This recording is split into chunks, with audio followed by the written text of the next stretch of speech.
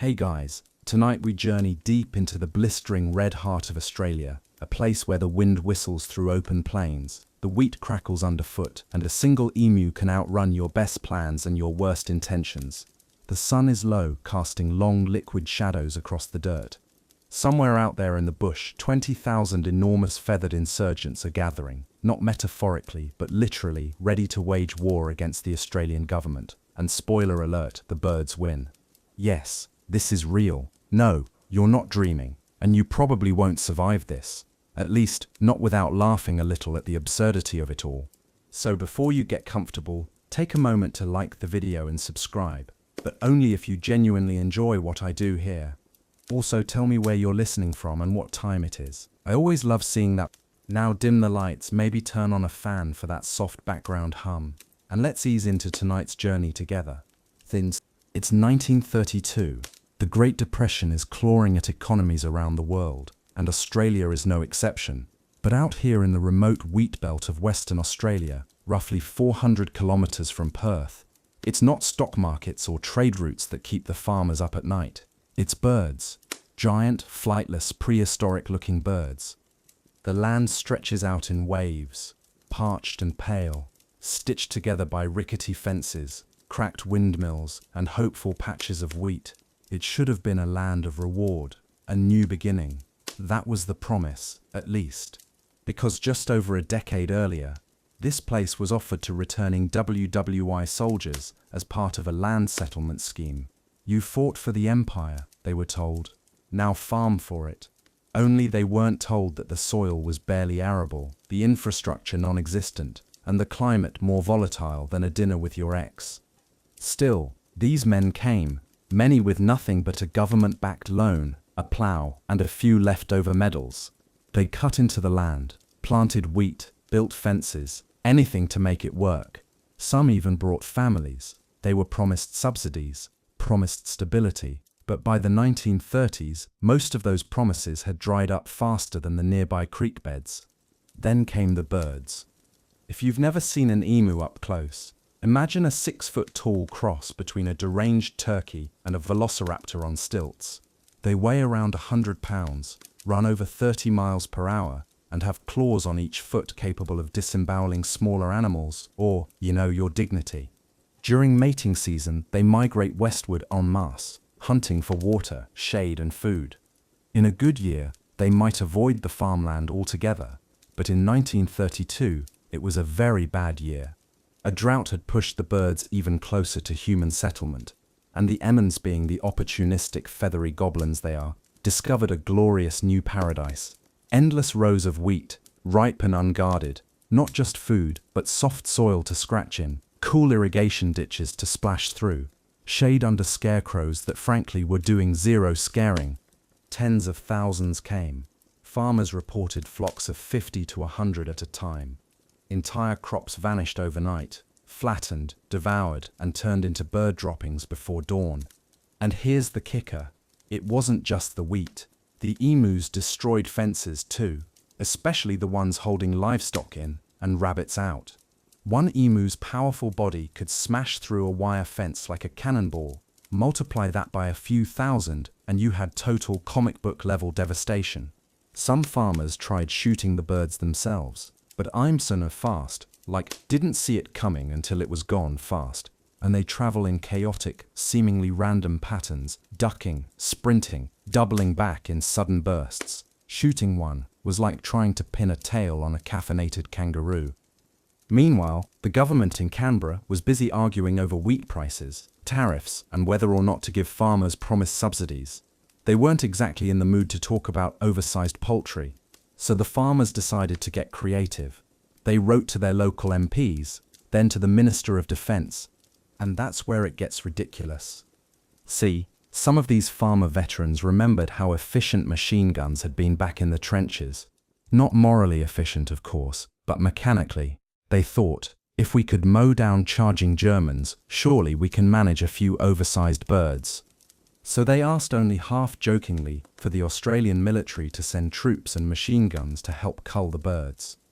Now a reasonable government might have said, absolutely not, that's insane. But this was 1932. The Minister of Defence was Sir George Pearce, a man reportedly more interested in PR wins than practical solutions, and Pearce, perhaps out of curiosity or sheer boredom, said, sure. He approved a military operation against the emus. The army would provide soldiers 2 Lewis machine guns, the kind used in WW1, and 10,000 rounds of ammunition. The farmers would provide food, lodging, and local knowledge. The plan was simple: use the guns to reduce the emu population and protect the wheat fields. It was meant to be a quick, effective show of government support, a morale boost, a military-caliber pest control service. Spoiler, it was none of those things. Instead, what followed was one of the most bizarre, poorly executed, and utterly unforgettable chapters in modern military history. And yes, historians still argue whether the whole thing was serious, satirical, or just plain desperate. In November of 1932, the operation officially began. The military dubbed it, unironically, the Emu War. And the birds, well, let's just say, they weren't exactly caught off guard. The emus, it turns out, weren't just nuisances, they were tacticians. The first thing to understand about the soldiers sent west wasn't that they were incompetent, it's that they were prepared, just not for this. Major G.P.W. Meredith, a seasoned artillery officer with a clipped moustache and a chest full of medals, was assigned to lead the operation. He brought along 2 privates, 2 Lewis guns, and enough ammunition to start what looked like a small-scale trench war.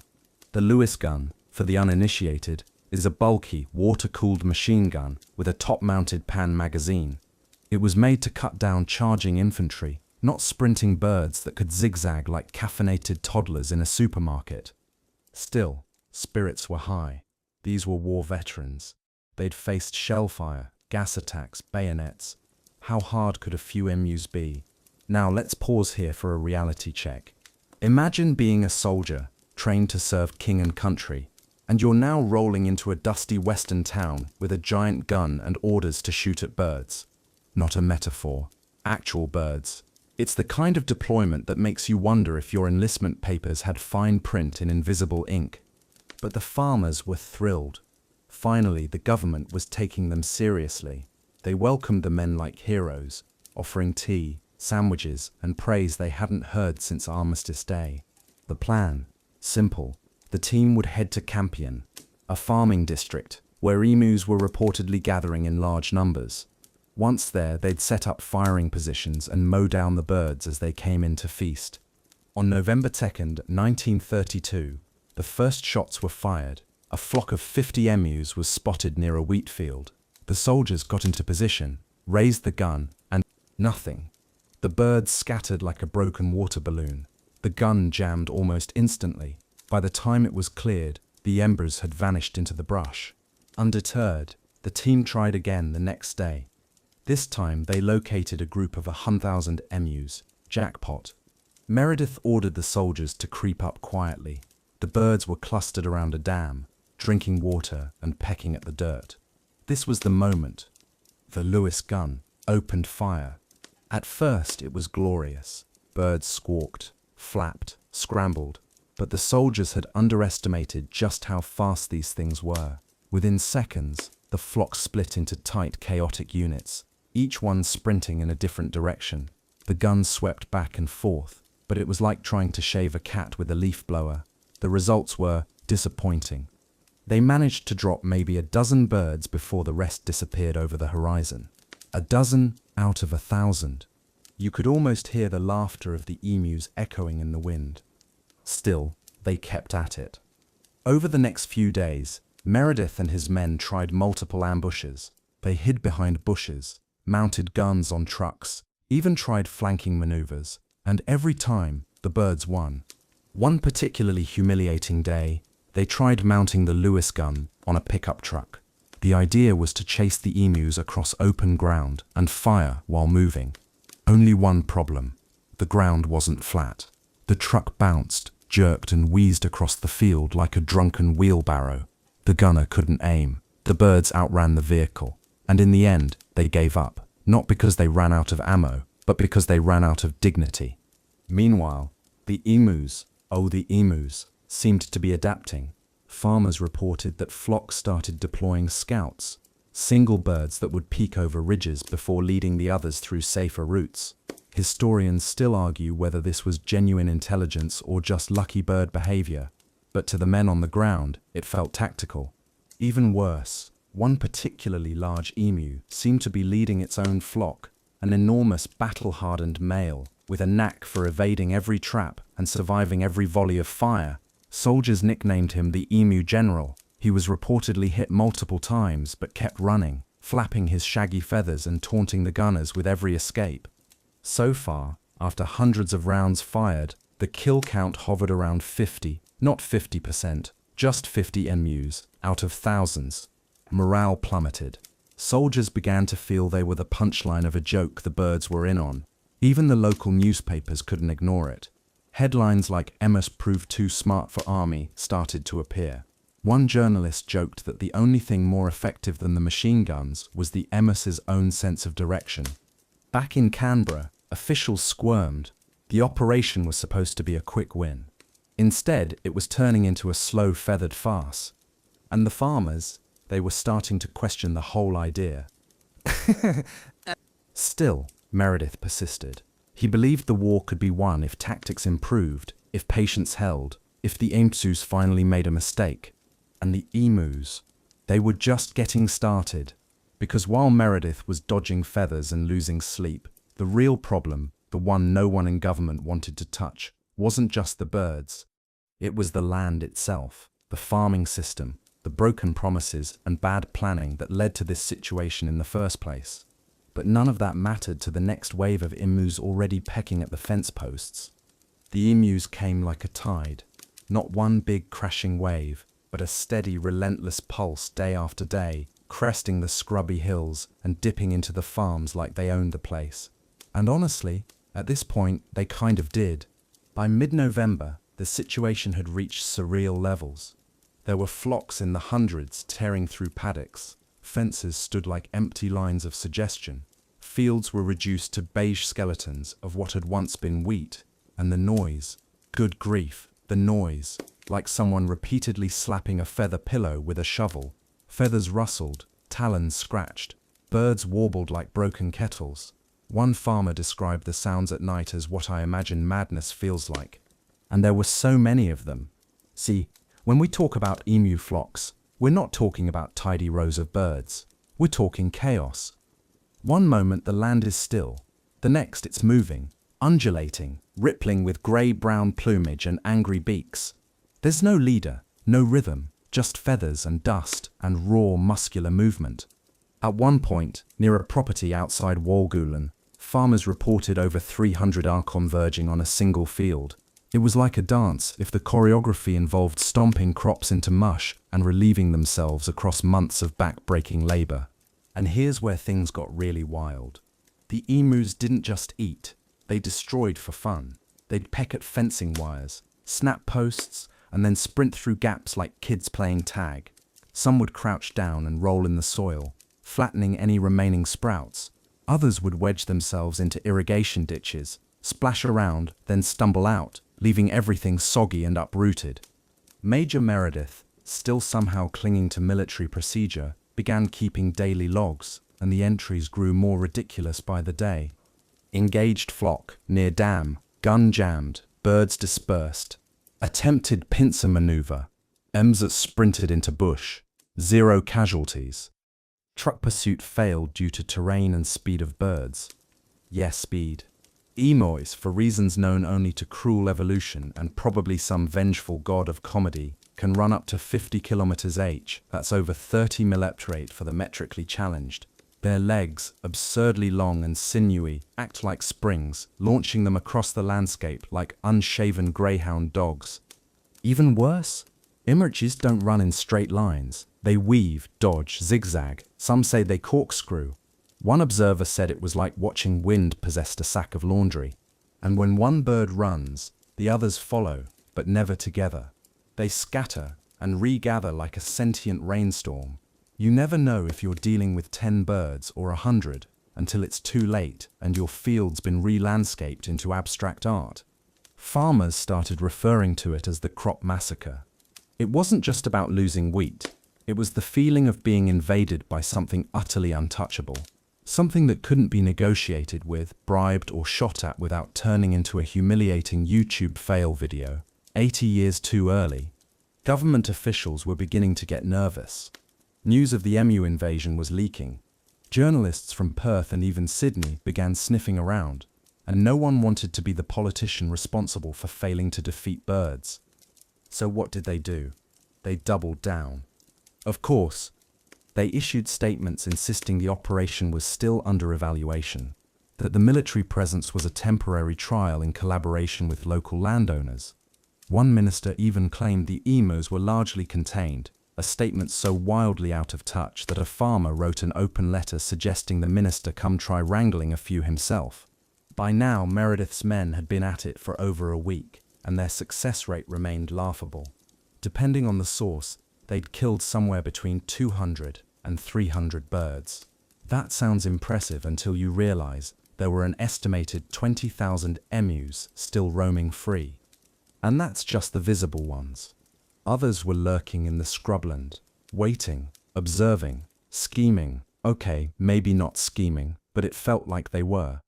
And speaking of the ones observing, there were locals who started treating the whole affair as a spectator sport. Kids would climb onto fences to watch the soldiers attempt yet another ambush. Farmers stood with arms folded, offering sarcastic advice. One soldier wrote in his diary, "It is most disheartening. The emus seem to have learned. They are increasingly difficult to approach and scatter before we're within effective range." It wasn't just in his head. Historians still argue whether emus were actually learning from the attacks, or if we humans simply underestimated their instinctual brilliance. But what's clear is that the birds were winning, not just on the ground but in the minds of their enemies. Even local Aboriginal guides, many of whom knew emus intimately as part of their traditional hunting and food systems, couldn't help but chuckle. One reportedly quipped, "Should have asked us first. We've been chasing these idiots for 60,000 years. And they weren't wrong. Because here's the thing. Indigenous Australians had long known how to track, trap and hunt emus. But it wasn't about brute force. It was about timing, patience, quiet, understanding the rhythm of the land. The army, meanwhile, was treating it like trench warfare. Guns, aggression, noise, and every time the Lewis gun rattled to life, the emus danced around it like ghosts. The disconnect was stark. And in that disconnect lay a deeper truth. This wasn't just a failure of tactics. It was a failure to understand the enemy. These weren't mindless pests. They were survivors. Australia's environment was always extreme, always a little bit unhinged. And the emus, they'd been built to thrive in that exact kind of madness. But try telling that to a soldier with heat rash, a jammed machine gun, and another wasted day on the scoreboard. By the time the operation entered its second week, the fields of Western Australia looked less like farmland and more like the aftermath of a very angry tornado made entirely of legs and feathers. The wheat, what little hadn't been obliterated, stood patchy and bruised. Fence lines drooped like tired skeletons. And the locals, they were quickly realizing this wasn't going to be the heroic turning point they'd hoped for. Because the birds weren't just still there, they were multiplying. It turns out November is prime emu breeding season. So in addition to the adult battalions already tramping through the wheat belt like it was an all-you-can-eat buffet, nests were now popping up across the region. Each one contained between 5 and 15 eggs the size of grapefruit, a moody green-blue color that somehow made them look both magical and mildly threatening. The males, as is emu tradition, did the brooding. They'd sit on the nests for weeks at a time, barely moving, staring off into the dry distance like they were plotting something big. And while the soldiers were busy chasing down sprinting adults, these future reinforcements were slowly incubating beneath the dirt.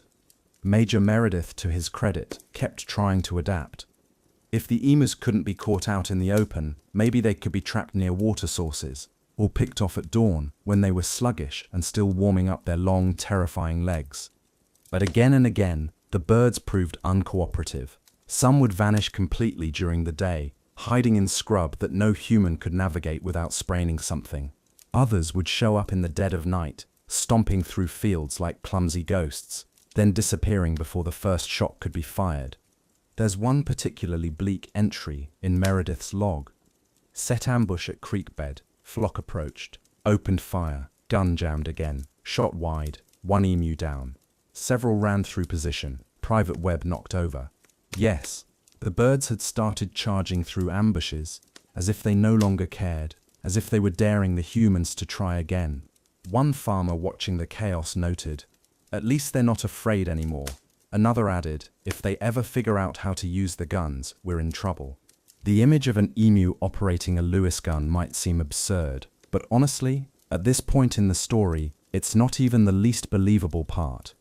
Still, the army kept firing. Every so often, they'd bring down a handful of birds, and for a brief shining moment, it would feel like progress. But then you'd look at the horizon, and you'd see another dark wave rolling toward the farms, legs flashing, necks bobbing, eyes gleaming with what might be smugness. By mid-November, the numbers started coming in, and they were brutal. Over 10,000 rounds of ammunition had been used. Confirmed kills? Fewer than 300. That's roughly 33 bullets per bird. And remember, this was with machine guns, designed for warfare, against birds. Big birds, yes, but still, birds. The Australian government, ever keen on image management, started to get nervous. Word of the Great Emu War had reached the newspapers, and the headlines were not flattering. Army outgunned by emus. Feathered foes dodge bullets. Dignity. In the cities, people were laughing, but out in the wheat belt, no one was. To them, this wasn't a punchline, it was the slow-motion collapse of their livelihoods. And that's when the real bitterness started to set in. See, many of these farmers had already been burned by the government. Promised subsidies never arrived. Promised roads were never built. The Great Depression was still gutting prices. And now, their last hope, actual military support, was floundering in a pile of feathers and regret. One letter to the West Australian newspaper read, "We were told to go west, to make something of the land. But it seems the only thing being made out here is a mess. We cannot shoot, we cannot fence, we cannot eat what is taken from us. What would the government have us do? Negotiate?" There was even talk of trying poison or aerial bombing runs. One local joked about luring the birds into a giant pit covered in wheat sacks and spiked with bayonets. Another suggested dressing up as emus to infiltrate the flocks and cause chaos from within. Desperation, it seems, breeds creativity and madness. Meanwhile, the emos just kept going. At one point, a farmer reportedly watched a lone bird approach his shed, stare through the window, peck the doorframe twice, and then saunter off into the wheat like it had conducted a routine inspection. That same night, another farmer swore he saw a group of emos watching the soldiers from a ridge, silhouetted by moonlight like generals in council. Were the birds really getting smarter? Historians still argue whether any of these behaviors were intentional, coordinated, or just nature being deeply inconvenient. But for the people on the ground, it felt like losing a battle of wits to a creature with a brain smaller than a walnut. By late November, the campaign was reaching its natural breaking point. The ammo was running low. The birds were still out there. The soldiers were increasingly sunburnt, sleep-deprived, and questioning every life choice that led them here. Major Meredith, in a final show of resolve, proposed one more large-scale ambush, a last stand, if you will. But the request was quietly ignored by Canberra. The message was clear: it's over. The war, such as it was, had been lost. At least for now. Major Meredith may have headed home, but the birds didn't exactly throw a victory parade. They just kept going, pecking, running, stomping, being emus. And so, not long after the First War fizzled out in awkward defeat, the letters started arriving in Canberra again. Pleas from farmers, reports of new damage. Some were handwritten in slanted cursive, others typed in bureaucratic rage, but all of them said the same thing: the birds are still here, and they're worse. You'd think the government might have had second thoughts about repeating their feathery mistake. But Australia in the 1930s had a short memory and a long habit of throwing familiar solutions at new problems. So by late November, the army was called back. Yes, you heard right. Round 2 of the Emu War began barely a month after the first one ended. Now technically, This was a renewed deployment under revised strategy. But that's like calling your second failed soufflé a textural re-evaluation. Everyone knew what it was. The army was getting back into the bird-blasting business, despite the utter farce of the first campaign. Once again, Major Meredith and his trusty Lewis guns were deployed. Once again, local farmers were asked to feed and host the soldiers. Once again, the press circled like hungry cockatoos, sharpening their pencils. But this time, the tone was different. There was no grand announcement, no official fanfare, no proud military framing, just a quiet, almost embarrassed re-entry into the wheat belt. Meredith reportedly said, "We'll try to be more efficient this time," which, given the bar set by the previous attempt, meant literally anything was an improvement. And for a while, it looked like it might work. They began with better scouting. Rather than driving around in bouncy trucks or waiting near fields like bad snipers at a bird wedding, they took the time to track the emus properly. They studied the terrain, watched for patterns, learned the hours when the birds were slow and less alert. Hint, dawn and dusk. Emus, like most of us, don't function well before coffee. They also adjusted their shooting technique. Instead of spraying bullets across a flock and hoping something fell, they aimed at smaller, tighter groups. Less heroic, more efficient, and lo and behold, it started to work. In the first few days of round 2, the soldiers reported significantly better kill rates. On one particularly successful day, they claimed over 40 emus taken down. Another day brought in 98 points. Compared to the original campaign, where entire weeks resulted in single-digit victories, this was practically a renaissance. The men were feeling hopeful. The farmers were cautiously optimistic. The emus were probably still not that impressed. But just when it seemed like humanity might claw back some dignity, the same old problems began to creep in. Gun jams, ammo misfires, birds sprinting at impossible angles, and the terrain, that eternal enemy of both pride and horsepower, remained a stubborn beast. Trucks still struggled, dust storms kicked up, tall grass obscured movement. At least once, a private reportedly mistook a log for a flock and wasted an entire magazine. Even so, they kept going.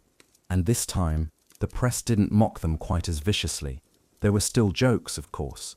One cartoon depicted an emu holding a tiny white flag while pecking at a government telegram. But beneath the satire, there was a sense that finally the army had learned something. By the time the second campaign ended in early December, the official tally stood at 986 emus killed with 9,860 rounds of ammunition used. That's roughly 10 bullets per bird, a wildly better ratio than the previous 33. Still not ideal, but respectable by emu war standards. Major Meredith, in his final report, noted that the operation was much improved and proved the value of sustained methodical engagement, which is military code for we stopped trying to fight birds like they were infantry.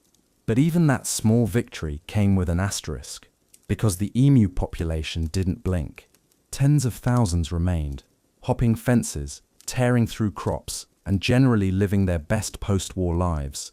The damage continued, the wheat belt remained scarred, and the farmers, many now on the verge of bankruptcy, still felt abandoned. So was round 2 a success? Technically, sort of, not really. It killed more birds. It cost less embarrassment. But it didn't solve the actual problem, because the real issue wasn't just about birds. It was about planning, infrastructure, farming on land that wasn't suited for it in the first place, throwing guns at nature without understanding it. Historians still debate whether this second campaign redeemed the first, or just deepened the hole Australia was digging for itself, both figuratively and in some cases literally. One farmer, in a fit of rage, reportedly dug a 6-foot trench hoping to trap a flock. The emus just jumped over it. But if round 1 was a farce and round 2 was a salvage job, then what came next was silence. No follow-up campaign, no grand declaration, no medals awarded. The emu war just faded from the national stage like an awkward uncle leaving the party early. Meredith returned to his regular post. The guns were packed away, the emus strutted on, and the government, they pivoted again. this time to fencing grants, bounty programs, and vague promises of future support. Because after 2 wars, 2 actual military campaigns, the biggest lesson learned was this: sometimes in Australia, the birds win.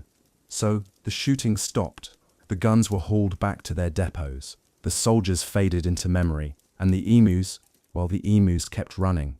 They didn't even acknowledge the end of hostilities.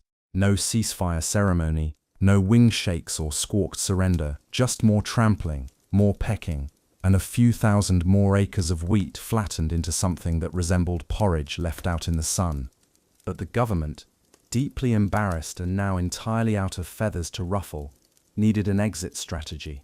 If they couldn't shoot the birds, they'd try something less theatrical: containment. And by containment, they meant fencing. Now, fences might seem like a practical solution, logical, civilized, but we're talking about emus here, creatures with legs like jackhammers, and the spatial awareness of a drunk gymnast. These birds could leap over low barriers, slam through loose wire, and squeeze through gaps no one thought possible. If you've ever seen a toddler escape a baby gate you just installed, you're halfway there. Still, fencing seemed better than another round of gunfire. So the government began allocating funds for what they called exclusion barriers: miles of steel wire fencing, anchored in hard soil, and spaced tightly enough to theoretically block the birds. But there was a catch. The fences were expensive, and the maintenance endless. One loose post, one torn wire, one bad storm, and suddenly you had 300 birds treating your wheat field like a buffet line again. Plus, these weren't just bird-proof fences, they were supposed to double as rabbit-proof as well.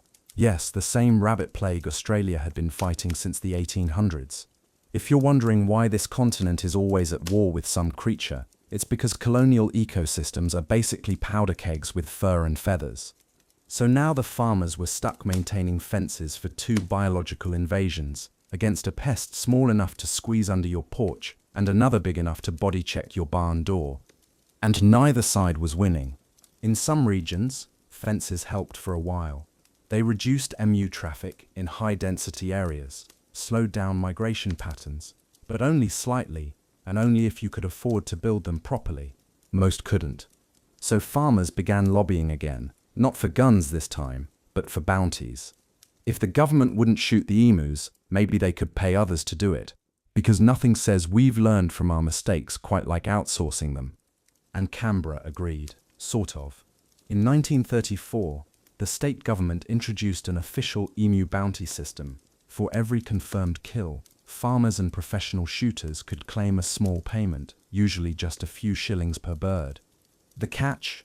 You had to present the emu's beak as proof. That's right, you didn't have to drag the whole bird in, just the beak, which led to a strange and slightly macabre trade in emu parts. Buckets of beaks, sacks of severed faces. It got weird, fast. Some entrepreneurial types even started collecting abandoned beaks from prior kills, attempting to cash in twice. Others got accused of beak fraud. Yes, that's a real thing that happened. In a particularly famous case, a hunter was caught carving extra beaks out of wood and trying to pass them off at the local council office. No word on whether he kept his fingers. But the bounty system, like everything else, was only kind of effective. It worked best in areas where shooters already knew how to track emus and had the right terrain. In the denser, brush-covered regions, not so much. The birds continued to thrive.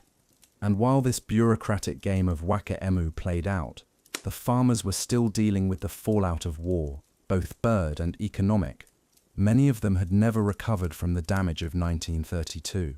Crops were still inconsistent. Rainfall remained stingy. Prices for wheat fluctuated like a teeter-totter in a cyclone. Some left the land entirely, heading back to cities in search of work. Others clung on, bitter and broke. One farmer wrote in a local paper, "We've tried guns, we've tried fences, we've tried bribes. The birds remain. Perhaps next year they'll be offered seats in Parliament." It would have been funny if it wasn't so close to the truth. Meanwhile, emanates had started showing up in new places. Urban fringes, roadways, public parks, not in swarms, just 1 or 2 at a time, but enough to suggest they weren't going anywhere. One story tells of an emu sauntering into a pub in Murden, knocking over a crate of empty bottles, and trotting out like a rock star late for sound check. At this point, you'd think someone might have asked, why is this happening? Why now, and why here? And the answer lay not in the emus, but in the land itself. See, the emu invasion wasn't just a freak incident, it was a symptom. The birds were always there, always migrating, always adapting. What changed was the landscape, the farms, the fences, the sudden explosion of monoculture wheat across areas that used to be thick with bush and grasslands. In other words, we invited them in. The emus weren't marching into battle. They were following the food, the water, the shady cover, and as European settlers carved the land into rectangles and called it progress, the birds just saw opportunity. So while the military packed up, and the fences rusted, and the bounty system quietly ran its course, the emus just kept doing what emus do.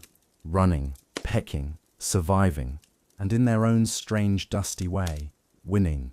By the time the dust had settled, figuratively, and also quite literally, over thousands of trampled acres, something odd had happened. The emus had started behaving like an occupying force. They didn't just appear, wreck a few crops and leave. They stayed, not in one big roving mob, but in loose flocks, strung across the landscape like tiny, unpredictable empires. One farmer described them as a moving infestation, with legs and attitude. Another referred to them simply as the grey ghosts. And here's the truly bizarre part. The emus had started adapting again. See, after 2 rounds of war and thousands of rounds of ammunition, the birds had apparently internalized a few key lessons, like when to duck, where not to go, and perhaps most alarming, how to use the terrain.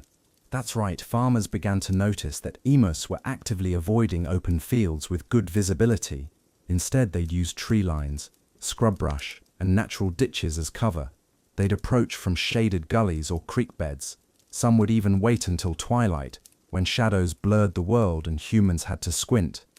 This wasn't organized military strategy, of course.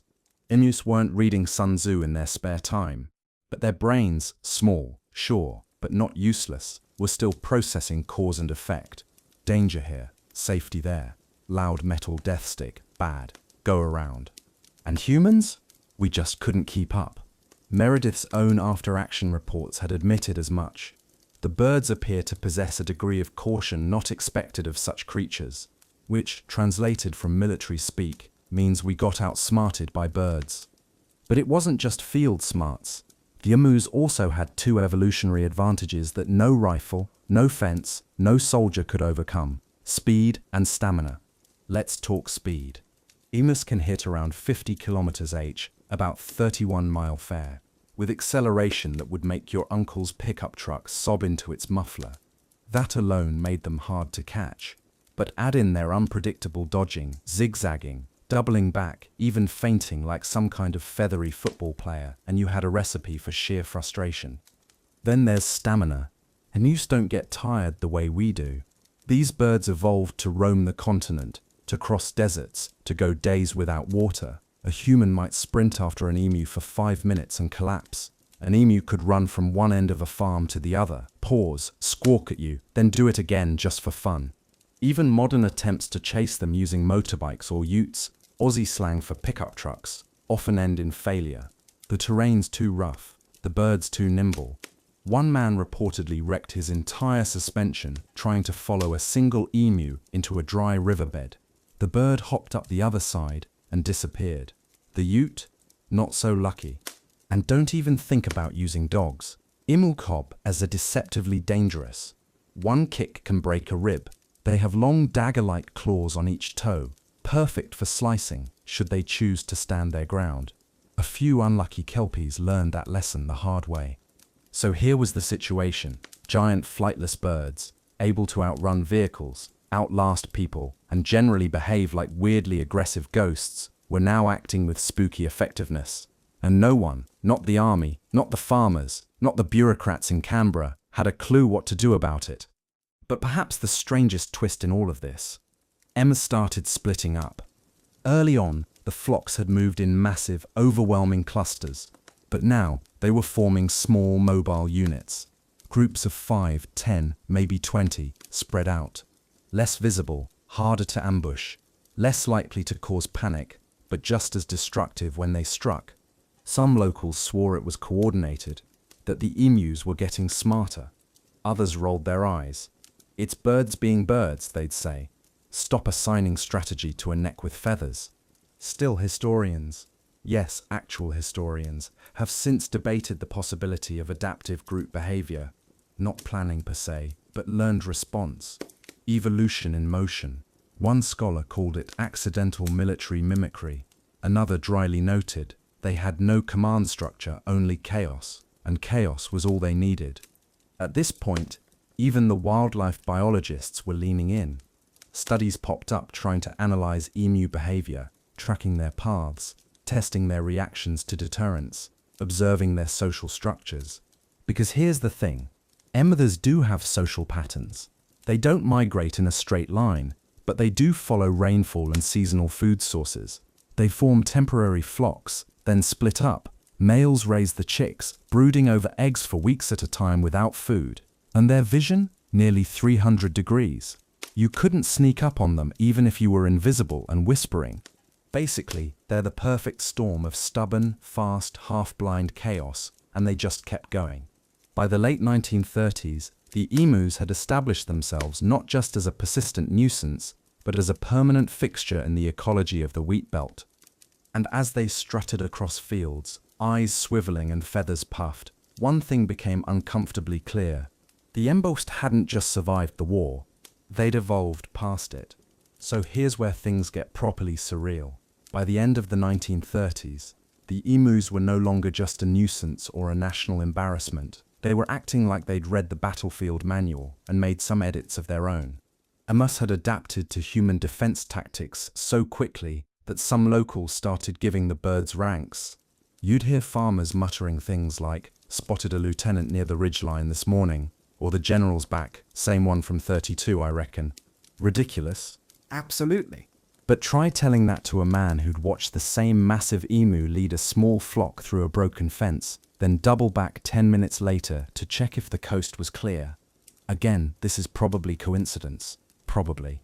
But when you've lost 2 wars to what is essentially an angry jogging muppet, you start to reconsider your definitions of coincidence. Historians still argue whether emus actually demonstrated group coordination, or if it was just classic survival instinct masquerading as genius. But to the farmers on the ground, it didn't matter. Every new sighting, every bent fence post, every morning where the wheat looked a little flatter than it had the night before, those were reminders that the birds were still out there and they weren't getting any dumber. And then the emus upped the ante. Reports began surfacing of what farmers called decoy behavior. You'd spot a lone bird pecking near a water trough. Easy target, perfect setup. But as soon as a rifle was raised or a dog sent out, the bird would sprint, zigzag, vanish into the brush, and a second group would appear from a completely different direction. It was like watching one of those magician acts where the rabbit distracts you while your wallet gets stolen. There's no evidence that these birds were operating with intention, but still, it started to look less like coincidence and more like tactical chaos, like nature had written its own version of guerrilla warfare. Major Meredith, long since returned to his other duties, was asked in a radio interview whether he believed the birds had learned from their encounters with the military. His answer, "They learned not to die." That's more than I can say for a lot of things I've seen. And the strange part is, the military seemed almost respectful of that. You see, the Emu War didn't end in a treaty or a surrender. It ended in resignation. Not because anyone wanted to lose to birds, but because on some level, they realized that the birds weren't playing by the same rules. Emus didn't fear bullets. They didn't negotiate. They didn't run out of supplies. They just kept coming.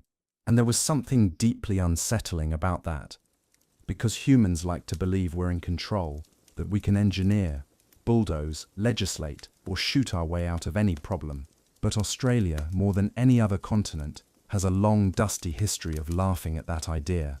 Cane toads, rabbits, feral camels, even the platypus, which looks like evolution sneezed during design, has venomous ankle spurs. The emus, They were just another chapter in that anthology of cosmic jokes. And while the government tried to move on, throwing money at fencing programs, bounty schemes, and vague conservation plans, the birds themselves were making a statement the old-fashioned way, by surviving. What's wild is that in the years following the Emu War, there were advances in emu management. Farmers got better at spotting nesting grounds. Fencing technology improved slightly. Some people even took to farming emus for meat, oil, and leather, a practice that turned former enemies into livestock. But even then, they never really went away. And every few years, reports would emerge from the bush. Massive migrations, sudden flocks, destruction, like a whisper of the past, come back to remind you that history isn't finished with you yet. Some of the older farmers would just sigh and say, "Here we go again."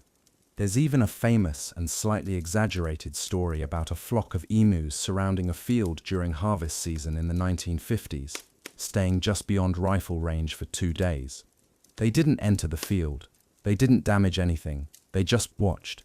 Now, whether this actually happened or whether it was one of those tall tales that grows legs of its own, three-toed ones, in this case, it felt true because it captured the essence of the Emu War. Humans scrambling for control while the birds simply exist, wild and indifferent and weirdly efficient. And the soldiers, they never got medals. There were no commendations, no war memorials or bugle calls. Their campaign became a footnote, something mentioned between sips of beer at Anzac Day barbecues.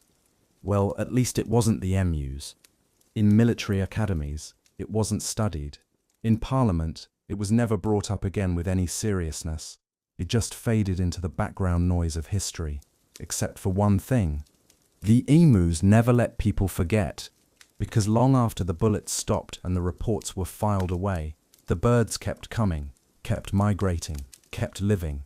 And somewhere out there, beyond the wire, in the wheat, under that low humming sky, one of them was probably watching you. By now, word of Australia's strangest military failure had started leaking beyond its borders. It began as a trickle, odd mentions in British newspapers, sarcastic footnotes in parliamentary briefings. But soon it blossomed into something else, a global punchline. Australian Army loses war to birds became the kind of headline that practically wrote itself. British tabloids loved it. American reporters couldn't believe it. Even the French, who were usually too busy being annoyed at the English to bother with Australian affairs, chuckled over their cafe newspapers. The idea was too absurd not to spread. Modern soldiers, armed with machine guns, humiliated by oversized poultry.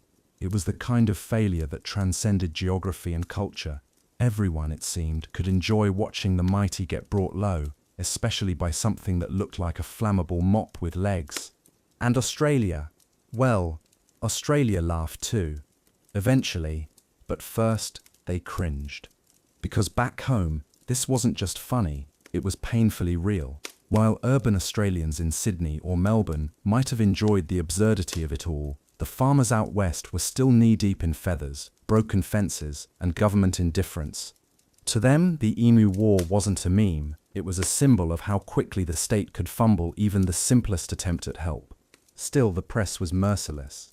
Cartoons depicted emus in military uniforms, inspecting maps and pecking at compasses. One widely circulated image showed an emu pinning medals to other emus beneath a banner reading "Battle of Campion, a glorious victory." Another drew a new coat of arms, crossed rifles, a stalk of wheat, and an emu giving a cheeky wink. In London, one editorial suggested that Australia ought to declare peace with its avian overlords before things got worse. Even the Times ran a snarky piece noting that whereas the British Empire faces threats from land, sea and air, Australia has bravely taken up arms against a foe with none of the above. It would have been funny if it hadn't been so accurate. Still, something strange happened in the middle of the ridicule. The Emu War began to take on a second life, not just as a failure, but as a kind of accidental folk legend. A national joke, sure, but a very Australian one. Because here's the thing about Australians. They have a long, deep-rooted talent for self-deprecating humour, the kind that turns shame into shrugging legends, the kind that wears failure like a badge and says, "Well, at least the birds didn't laugh at us," out loud. So, as the decades rolled on, The Emu War slowly transformed from an embarrassment into something oddly beloved, a quirky piece of cultural furniture, a bedtime story told by old farmers with a beer in hand and a grin on their face. Teachers started bringing it up in classrooms, not as a major historical moment, but as a way to get kids laughing before launching into dry economic lectures. Radio hosts joked about it on slow news days, and comedians couldn't resist dusting it off whenever they needed an easy laugh. But perhaps most tellingly, it became a kind of badge, a symbol of Australian absurdity, like drop bears or Vegemite or the phrase "ya nah." Because the Emu War wasn't just about guns and birds. It was about scale, the comical mismatch between resources and reality, between a government's clunky machinery and nature's chaotic brilliance. It was a lesson, really, just delivered with feathers instead of footnotes. And this transformation wasn't limited to just Australia. As the internet age rolled in, so too did the memes. In the early 2000s, obscure history forums and fan pages began highlighting the Emu War as a top 10 weirdest military campaigns item. Then came the YouTube explainers, the animated shorts, the comics, the conspiracy theories. Someone even wrote a fake movie pitch titled Feathers of Fury, in which the emus were genetically modified super soldiers escaped from a secret government lab. Tagline: "They came for the wheat, but stayed for revenge." By 2010, the Great Emu War had officially entered meme culture. Suddenly, there were t-shirts with slogans like "Support our troops," "Never forget the Emu War," and "Birds won, Government zero."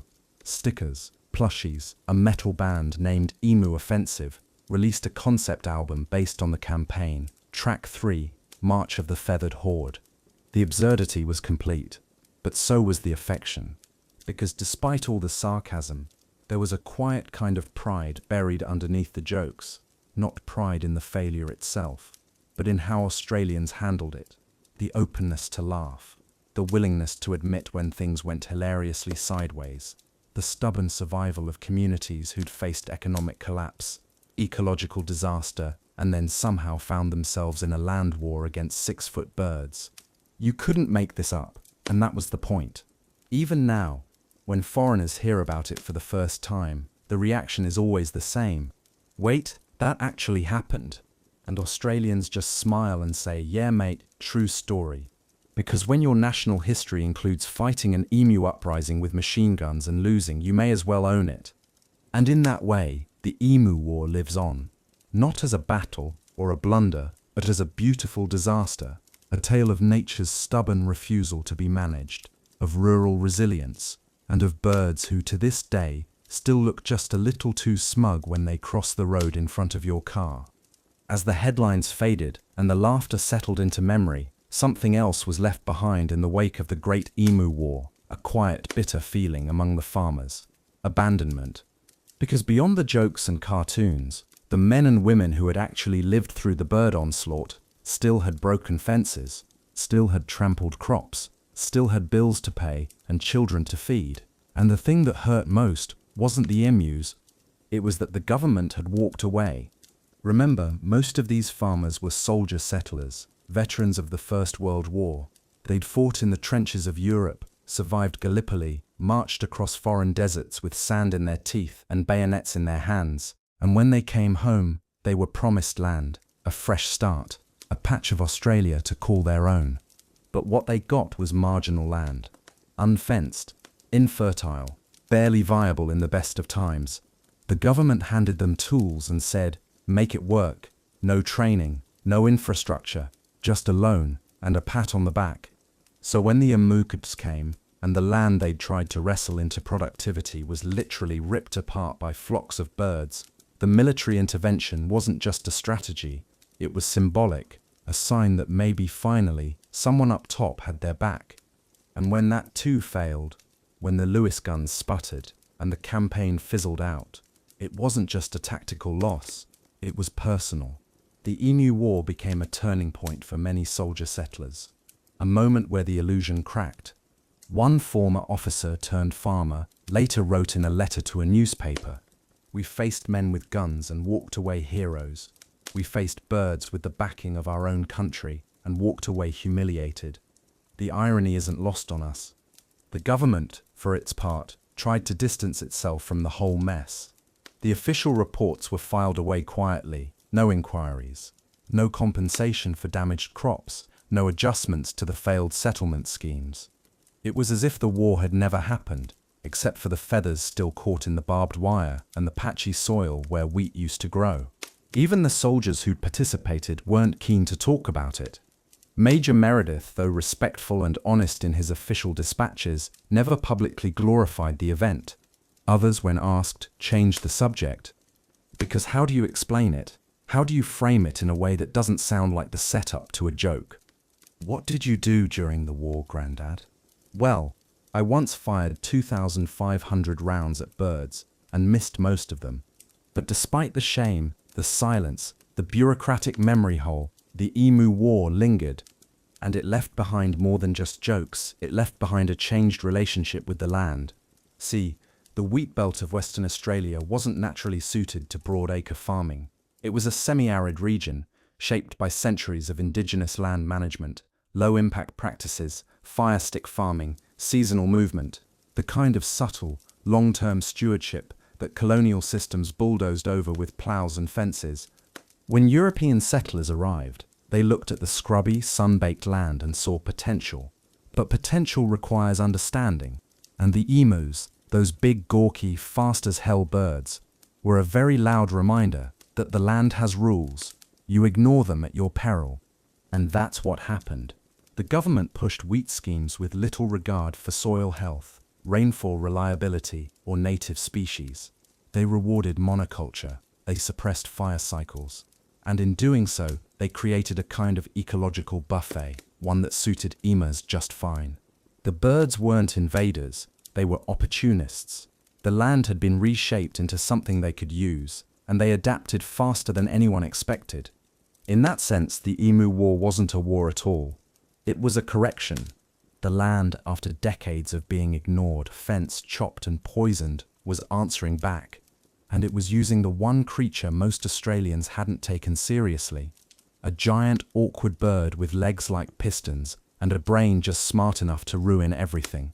The farmers, for their part, adapted too, slowly, grudgingly. Some shifted to livestock. Others diversified crops. A few embraced agroecology long before it became trendy. They learned, because they had to, that the land wouldn't bend.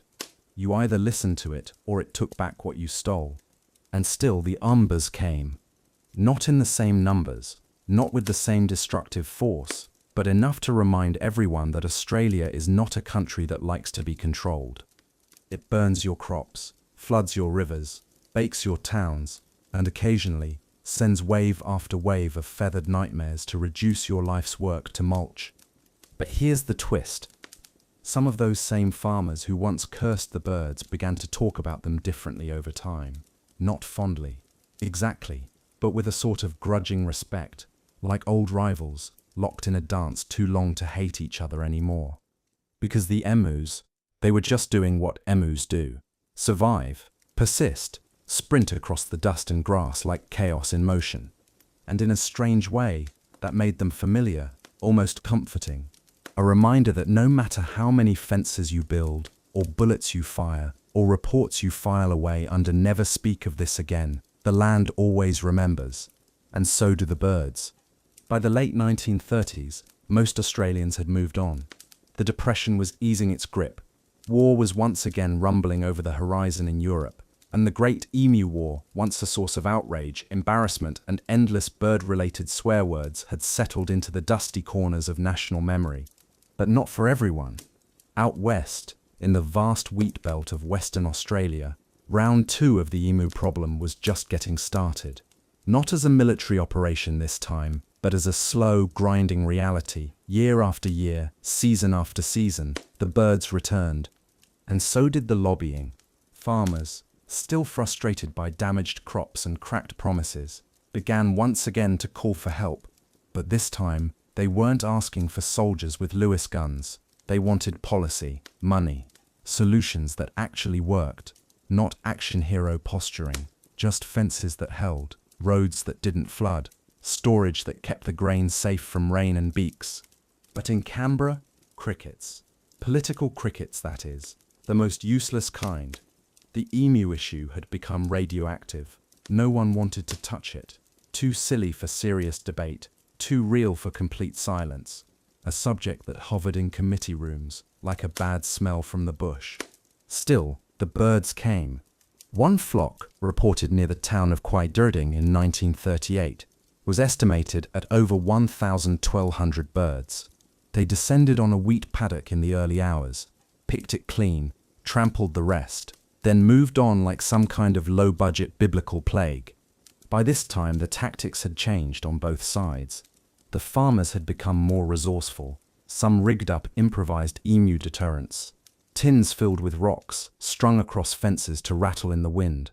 Others deployed dogs in rotating shifts, hoping unpredictability would beat the birds' now notorious ability to pattern recognize. One man even swore by a wind-powered scarecrow made from an old uniform and a hat stolen from a railway porter. Did it work? Only until the wind died, he admitted. But the emuls, they were adapting too. Farmers reported that birds now approached fields from different angles each day. They seemed to test fences before committing to a breach, pacing the length of the barrier, looking for weaknesses, then suddenly launching into action. Some even crouched low and sprinted along ditches out of sight. Again, probably not strategy, but still unsettling. And then there was the weird stuff. There's one story, probably apocryphal but often repeated, of a farmer who woke to find over 40 emus standing silently outside his house at dawn, not moving, just staring, like they'd come for a tax audit. He opened the door and they scattered, but not before one of them kicked a watering can off his porch like it had unfinished business. Another tale, less supernatural but equally absurd, involved a pair of emus breaking into a storage shed and somehow managing to open a feed bin. The farmer caught them neck-deep in grain, looking like two criminals who'd broken into a safe and were now eating the evidence. And through all of this, the government remained weirdly distant. They'd offer occasional statements reaffirming support, announcing grants, creating committees to study avian disruption of rural economies. But very little happened. The political will had been feathered out of existence after the Emu War's PR disaster. So what did the farmers do? They fought their own quiet war, not with bullets but with barbed wire, with patience, with curses muttered into the dust. They learned which birds were likely to linger, and which moved on quickly. They tracked migration routes the way generals follow troop movements. Some even gave the most persistent emus nicknames. "There's Trevor," one farmer would say, nodding toward a lone bird inspecting his irrigation pipe. "Been coming by since 36. Never eats anything, just likes to watch." And this strange relationship, equal parts frustration and weird familiarity, became a kind of truce, not a formal one, of course. There were still bounties, still angry letters, still feathers caught in the engine of every third combine harvester. But there was also acceptance. Because by now, farmers had realized something critical. The emus weren't leaving, ever. No amount of shooting, fencing, or shouting was going to evict them. This wasn't a seasonal problem, it was permanent. A feature of the landscape, like dust storms or magpies that try to eat your scalp every spring.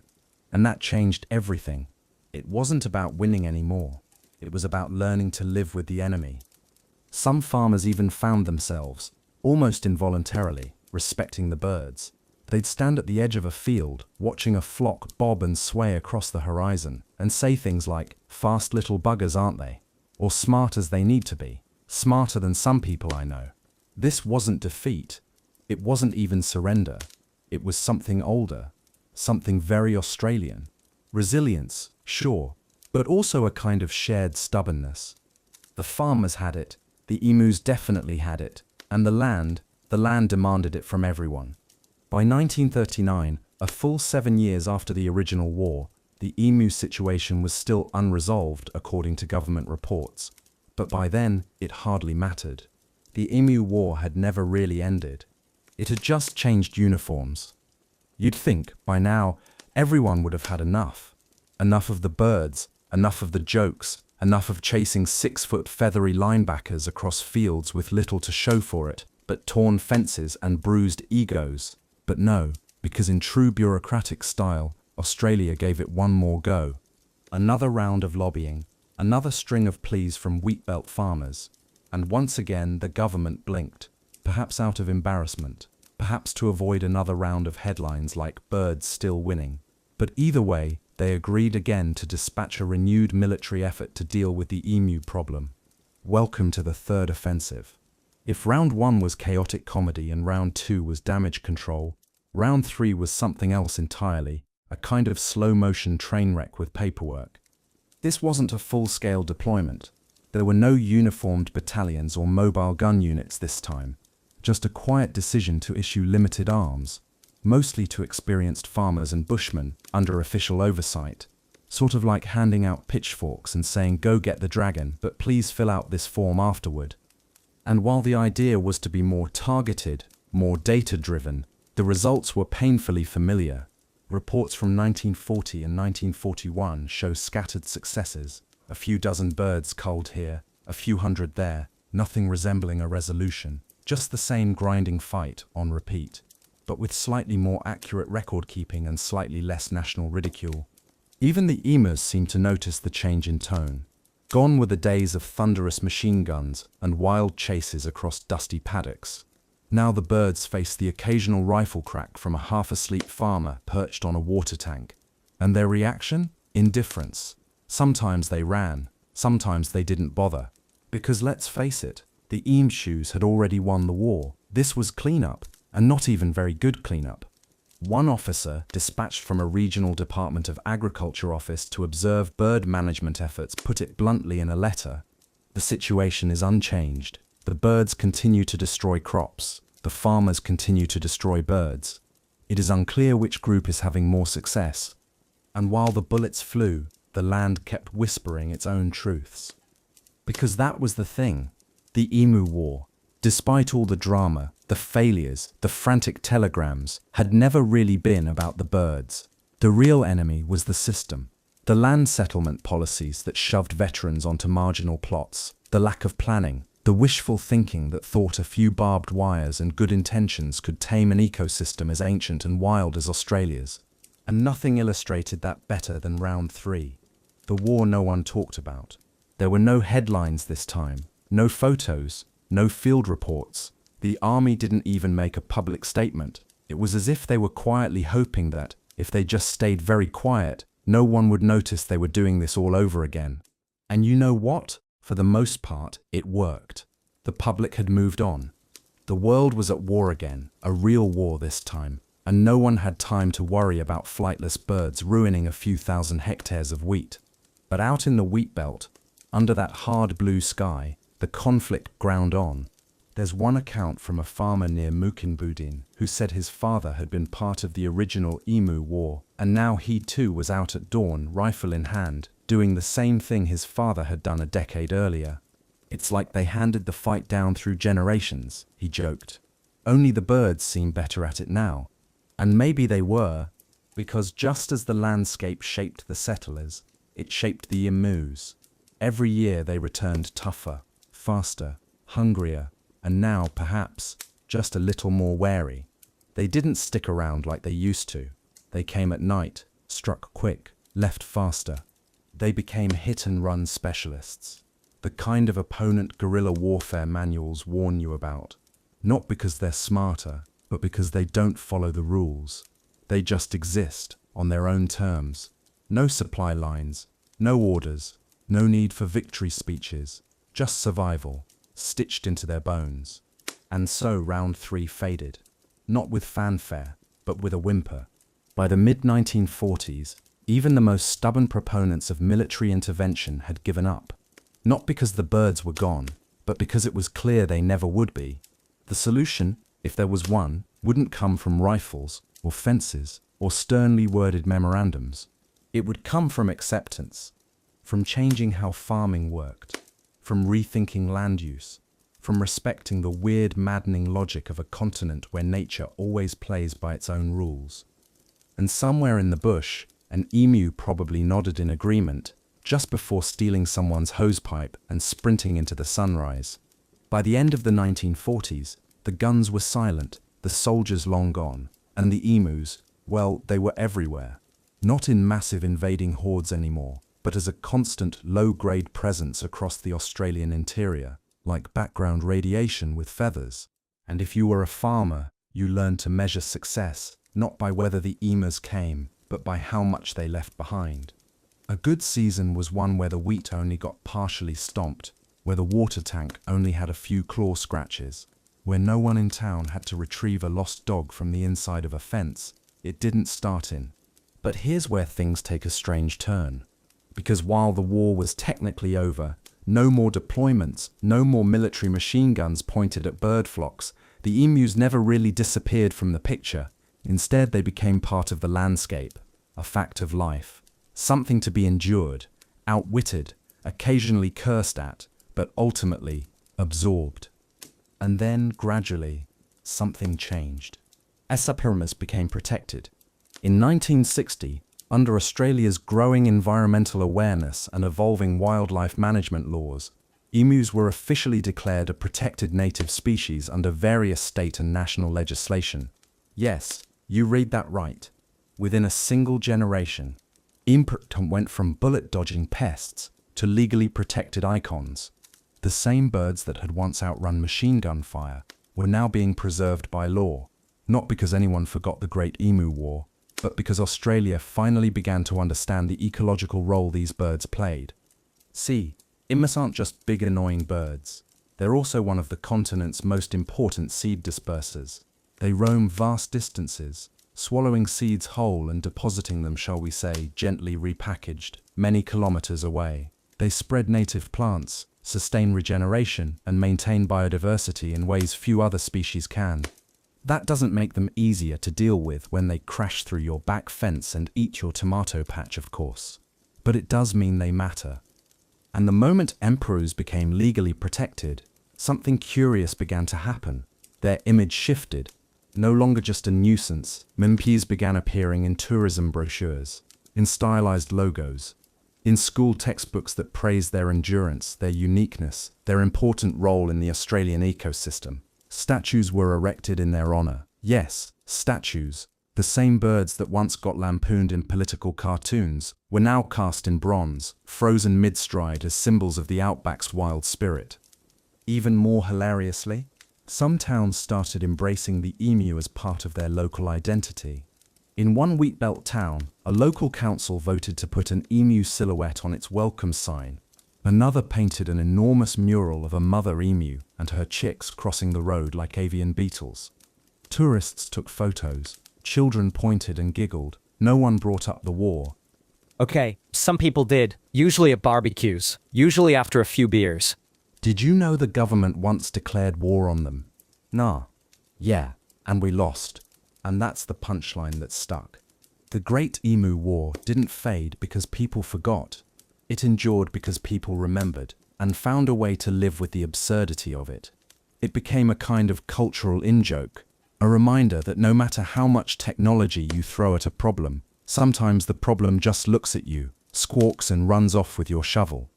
Even in schools, the Emu War began showing up in history syllabi, not as a major topic, but as a quirky sidebar tucked between lessons on federation and foreign policy, a feathered detour into why Australia is just like that. But beyond the jokes, there was a deeper lesson that historians, ecologists, and everyday Australians began to circle around, a lesson about control, or the illusion of it. Because the Emu War wasn't just about birds and bullets. It was about what happens when human systems, designed in distant capital cities, crash face-first into the raw, unpredictable chaos of the natural world. And it turns out, the natural world doesn't care about committee meetings.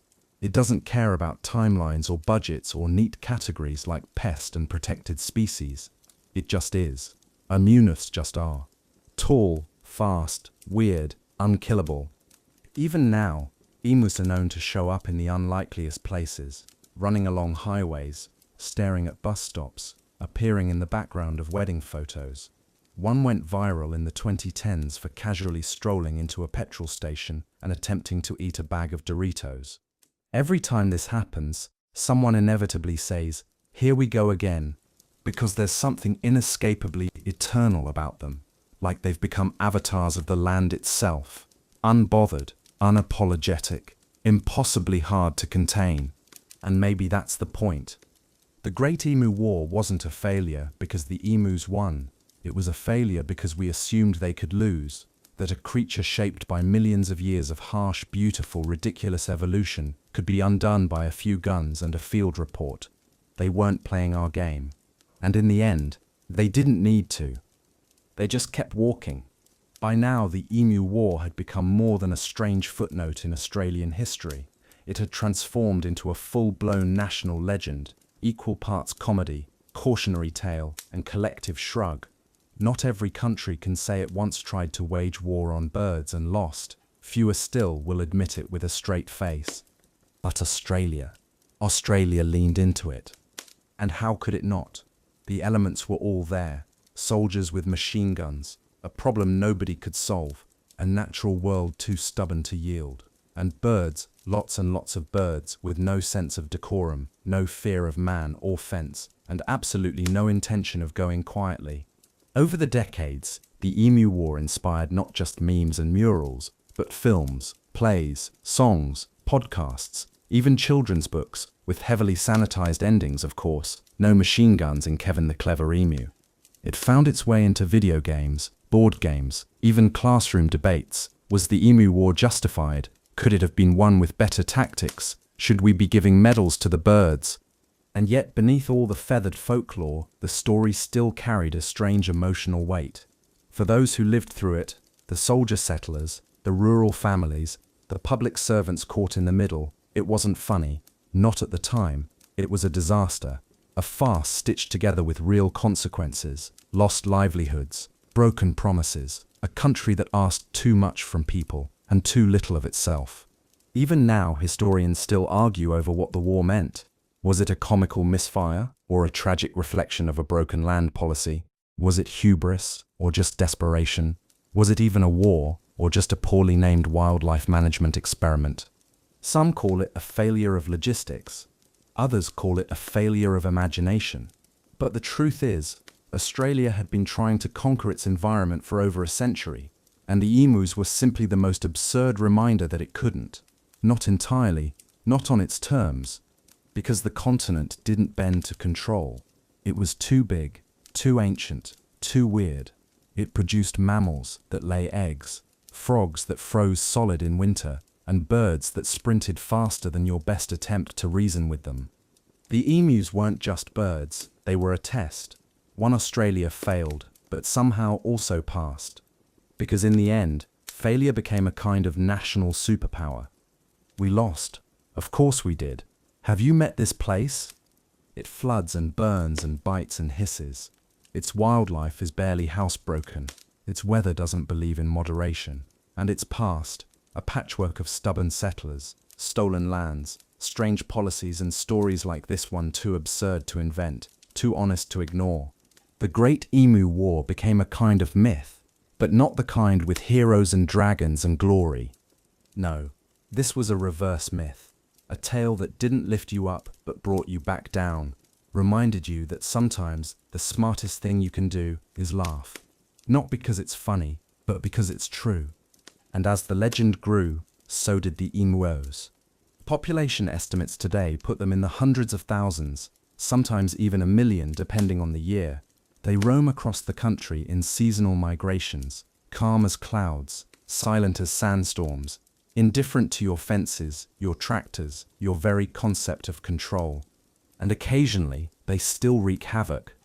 In 2020, a pub in Queensland banned a pair of emus for learning to climb stairs and harass patrons. A small town in New South Wales reported unusual emu roadblock behaviour during harvest season, and a viral video showed a mob of them casually walking through a golf course during a tournament, stopping play for a solid 20 minutes. They don't care that you have a schedule. They don't care about your lawn. They were here before your plans. And they'll be here after. Because that's the final legacy of the Emu War. Not just that Australia lost to birds, but that Australia had to learn to live with them. To adapt, to admit limits, to occasionally say, well, that didn't work, and still get up the next morning and restring the fence.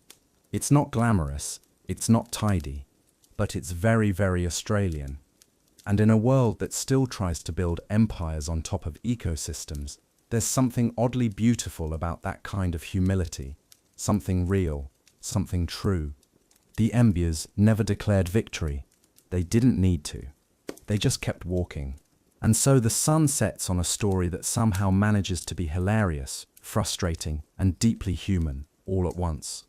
Out there in the wheat belt, the breeze still moves through the grass, soft and slow.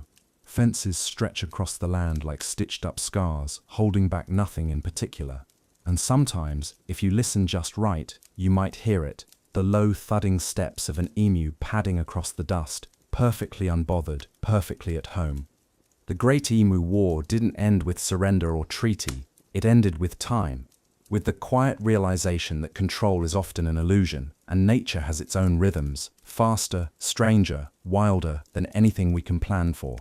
But isn't that, in a way, the real comfort? That even our most ridiculous failures become stories, that laughter softens the hard edges, that a war with birds of all things can remind us that it's okay not to win every battle. Sometimes you learn more from losing. Sometimes the world teaches through absurdity. And sometimes the bird simply outruns the bullet. So now, let that image settle. An emu silhouetted against a pink horizon, long legs moving in that strange bouncing gait, eyes forward, feathers ruffled by the breeze, but never looking back, because tomorrow it'll still be there, and so will you. Now close your eyes, let the hum of the fan carry you, let the wheat field fade to dusk in your mind, and as sleep pulls you deeper, remember, no matter how strange the world gets, you're not alone in it. Not now, not ever. We survived the Great Emu War. And honestly, that counts for something.